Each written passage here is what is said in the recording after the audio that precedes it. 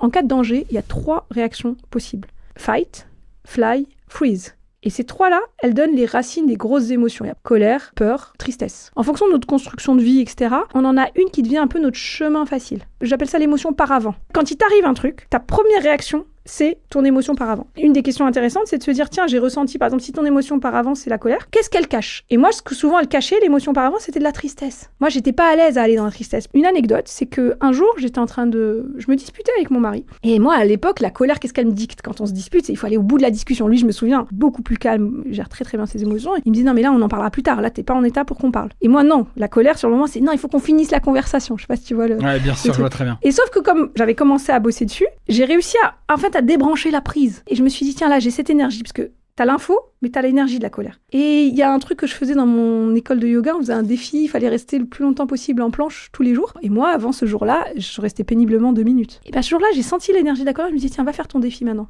Je suis restée 12 minutes.